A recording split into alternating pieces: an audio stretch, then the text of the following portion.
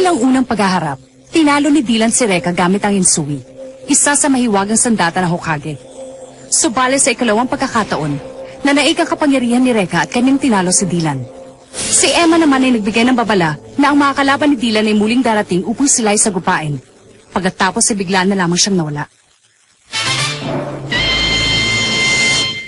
Ang misteryo ng Hokage, ang hukbo ng mga anino. Reka! Nandiyan ka lang pala! Kanina pa kita hinahanap eh! Nabasa mo na ba yung balita sa dyaryo? Istorbo ka talaga. Nag-aaral ang tao eh. Tsaka bawal ka dito. Hindi mo naman klase to, di ba? Eh, hindi ka rin naman kasama sa klaseng ito, no? Ha? Ito, tignan mo! Sige na nga, alin ba dito? Ito, nakita ko na.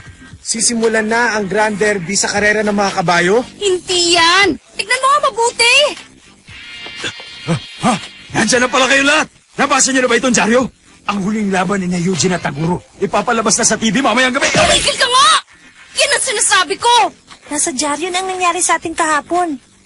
Talagang madyadyaryo. Nasira ba naman ang buong bahay ng salamin eh? Huwag ka nga mayabang. Kasalanan mo nga kaya nangyari yun eh.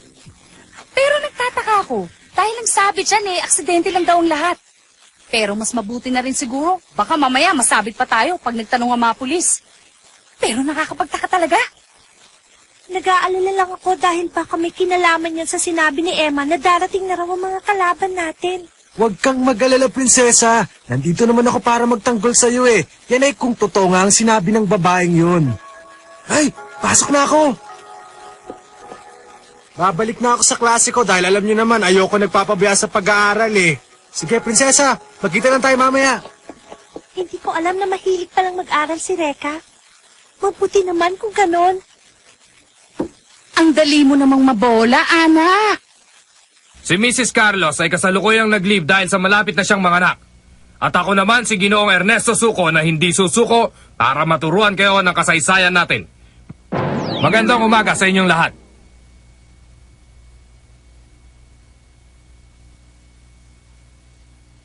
Bravo! Ah? Ang galing! Ngayon pa lang yata ako gaganahan para mag-aral. Ibig sabihin, interesado ka talaga? Oo naman!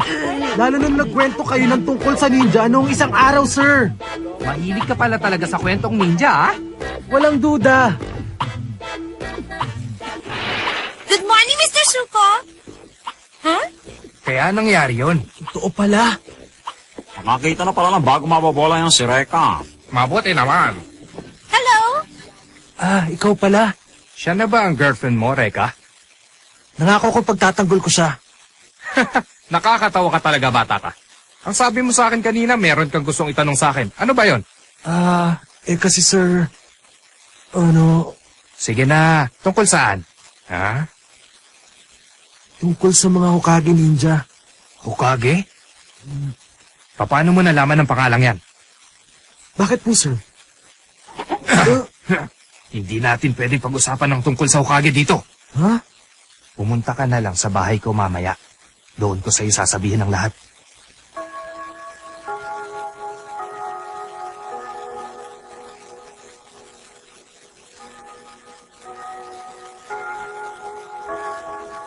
Reka, hindi ba dyan itong gagawin natin? First time ko pala kasi maimbitahan ng isang teacher sa bahay niya eh. Huwag ka nang mahiya. Hindi ka naman imbitado eh. Nagpumilit ka lang na sumama sa amin, hindi ba? Mas marami, mas masaya. Pasensya ka na, nakakaistorbo ba kami? Hindi, prinsesa. Basta ikaw palaging welcome. Siguro nag-iisa lang si sir sa buhay. Kaya kung pagluluto niya siya ng tanghalian, pustahan tayo, matutuwa yun. Naligaw yata tayo. Sigurado ba kayo ito ang bahay ni Mr. Suko?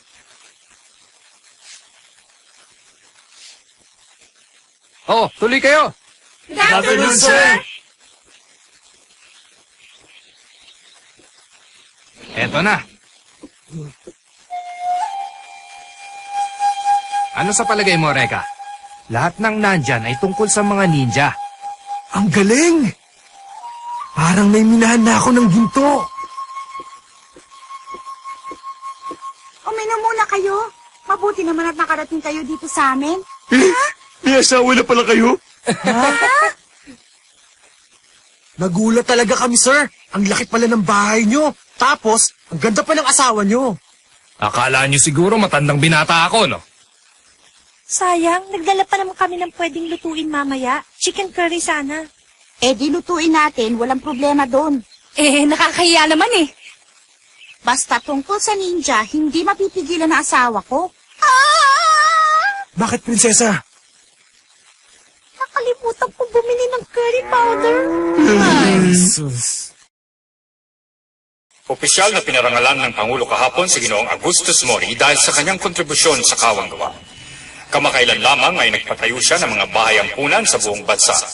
Ayon kay Ginoong Mori, nais niya makatulong sa lipunan, lalong-lalo na sa mga kapuspalad nating mga kababayan. Hindi ko alam na mapagkawang gawa ka rin pala. Tigilan mo na ako, Kuray.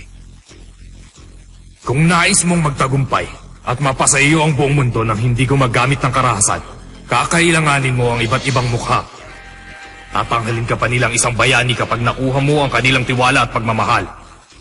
Subalit may hangganan ng lahat ng ito. Lumilipas ang mga bayani at nagiging abo. Anumang dami ng iyong kayamanan at anumang lakas ng iyong kapangyarihan ay mawawala sandaling ikaw ay mabawian ng buhay. Kuray, inaasahan ko ang iyong tagumpay. Maasahan mo ko. Nakahanda na ang lahat para sa pagdating ng babaeng may kapangyarihang magpagaling. Malalaman din natin ang kanyang lihim. Magaling.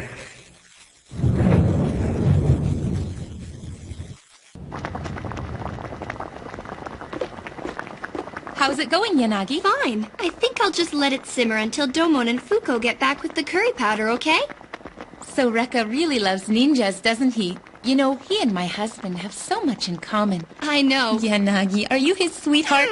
Oh! Ooh! No, really, we're just friends. I promise, that's all. But you seem to like each other a lot.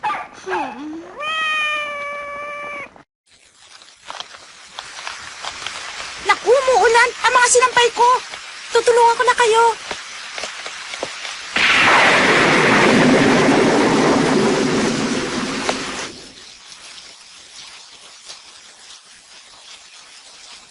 Pag-usapan na natin ang gusto mong malaman. Ano ba ang gusto mong malaman tungkol sa mga Hokage Ninja? Marami. Marami na ako nabasang libro. Pero wala tungkol sa Hokage Ninja. Ang pangalang Hokage Ninja ay hindi kailanman naitala sa aklat ng kasaysayan. Sila ang mga mahiwagang ninja. Mga ninja sa samahan ng mga ninja. Ninja? Sa mga samahan ng ninja? Sinasanay ng isang ninja ang kanyang sarili hanggang sa maging bihasa sa lahat ng uri ng pakikidigma.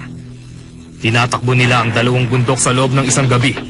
Tumatalo ng higit pa sa mataas sa isang gusali at nakakapaglakad sa tubig. Pero ang Hokage ay kakaiba sa kanila. Masdan mo itong perganimong nakita ko dito sa silid aklat.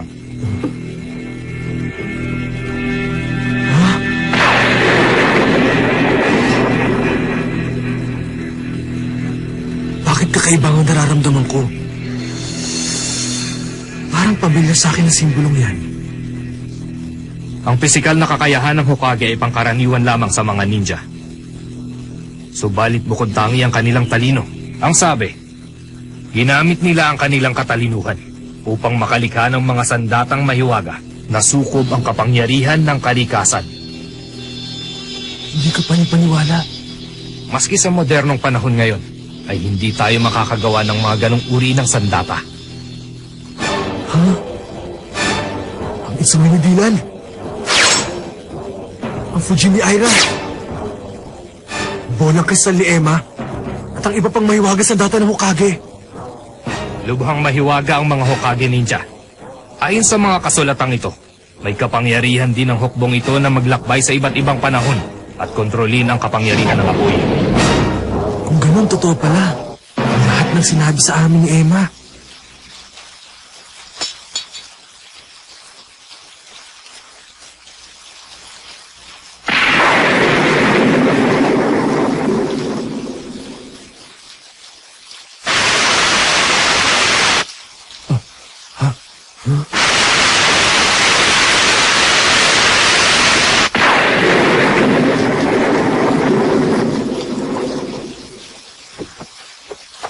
Sino yan?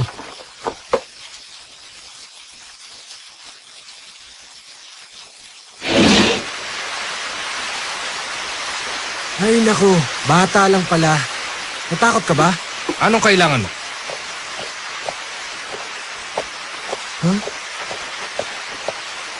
Ano ka ba? Ang bastos mo naman, kinakausap ka namin. Hindi ka man lang sumagot tapos papasok ka pa. Sorry ha, pwede bang pumasok? O masaya ka na? Aba talagang iniinis mo ako! Pwede ba sabihin mo kung bakit ka nandito? Nandito ako para kay Ana Yanagi. Dahil dudukutin ko siya. Alam mo ba kung anong sinasabi mo, bata? Sa pilitan ko siyang kukunin. Kahit ano pang mangyari, kahit na sa ano pang paraan.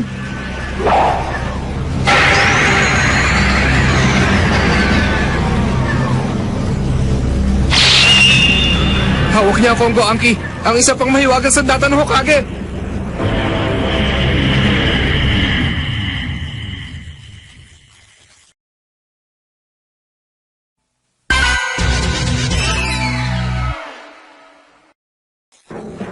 Kongo Anki ba, sir? Oo. Isa itong sandata na nabuo dahil sa paraan na kung tawagin ay sinaunang karunungan.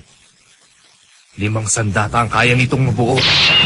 Wow! Mukhang alam na alam mo tungkol sa pangkat ng mga Hokage ninja. Gusto mo, huhulaan ko kung anong pangalan mo. Ikaw si Ginoong Ernesto Suko, hindi ba? Paano mo nalaman? Sikat na sikat kasi ang pangalan mo sa amin eh. Itong bahay mo na dating templo ay may mga kasulatan tungkol sa Hokage ninja at ang ilan dito ay nilathala mo pa nga. Kaya mapanganib kang tao.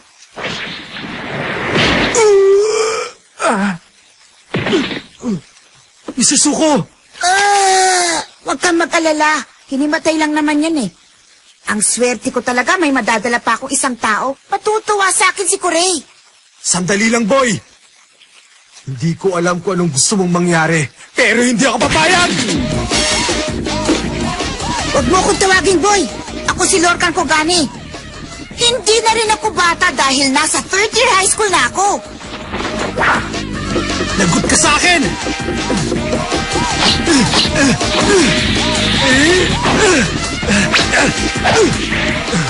Oops, totoo nga ang sinabi nilang magaling ka nga, pero para sa akin, parang pagong ka pa rin kung kumilos. Mag-iingat ka, Reka. Hawak niya ang sandatang Kongo Anki. Hindi ko na kailangan gamitin ang aking mahiwagang sandata para labanan ng pipitsuging katulad mo.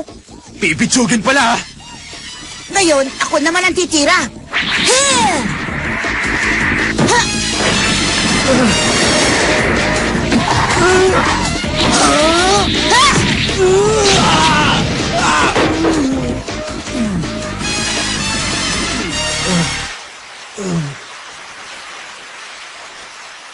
Ngayon, alam mo na hindi ka uubra sa akin.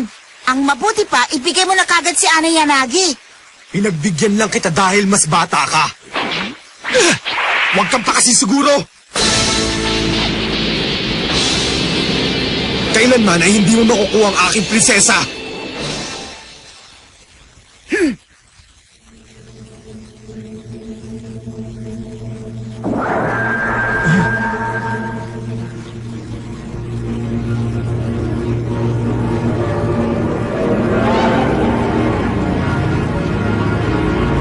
Anong nangyayari?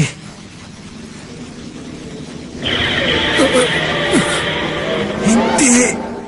Ako. Kagalaw. Kung gusto mo talagang malaman, itanong mo dyan sa lalaki nasa likod mo.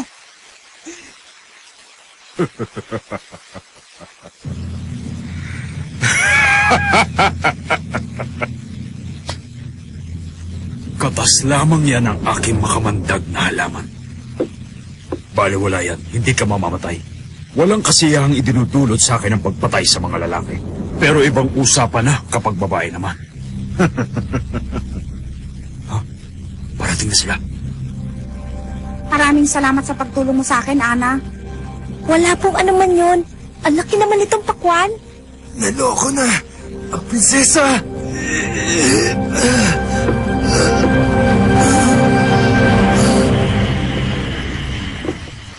Ayun na!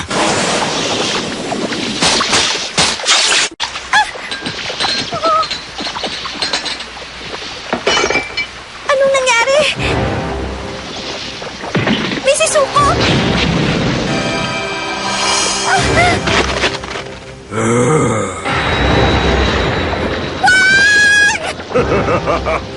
Sige, sumigaw ka pa. Yan ang gusto ko. Nasisiyahan ako kapag nakakarinig ng sigaw ng isang babae.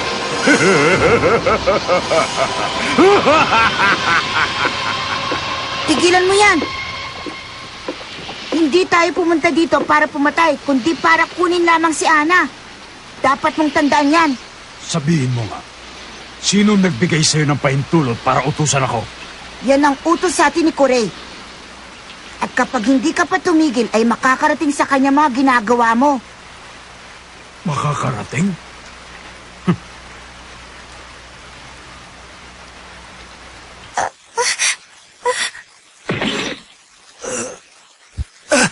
Prinsesa! Teka, ano nangyayari dito? Max! Ira! Teka, sino ka ba? Isang halimaw? Halimaw, asakit mo naman magsalita. Hayaan mong magpakilala ko. Ako si Gideon Mokuren. Gamit ko mahiwagang kodama. Hindi mo pwedeng saktan si Ira! Hindi ikaw ang kailangan ko.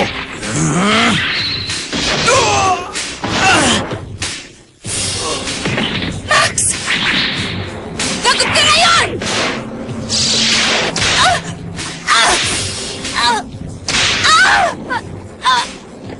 Ang aking mahiwagang sandat ay nakapaloob na sa aking buong katawan.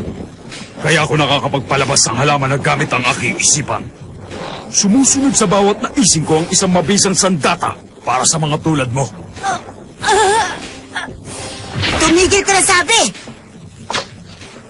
Umalis na tayo. Huwag mo akong storbohin. Simula pa lamang ito.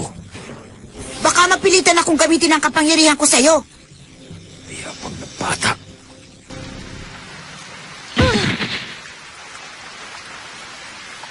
Damn! We'll see you later, pal.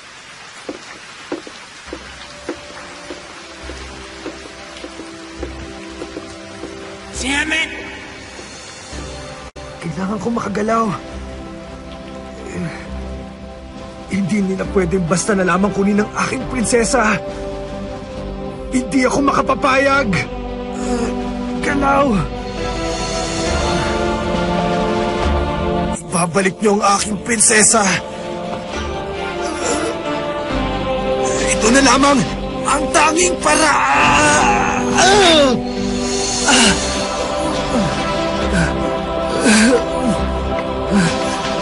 Ibalik niyo ang aking prinsesa! Ibalik niyo siya!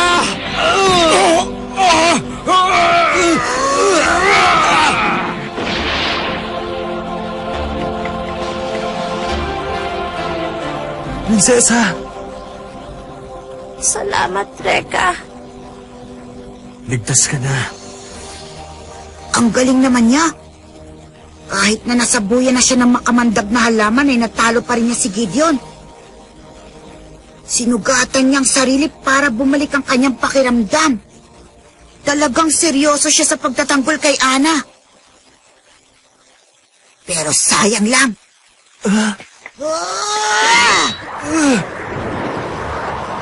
Patay!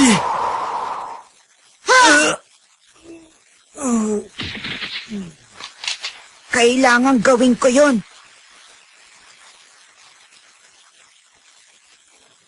Napagalaman ko na nasa atin na si Ana Yanagi, ang may kapangyarihang magpagaling. Sisimulan ko na ang mga pag-aaral upang malaman ang lihim ng kanyang kapangyarihan. Magaling. Ang susi ng buhay na walang kamatayan ay malapit nang mapasa aking mga kamay.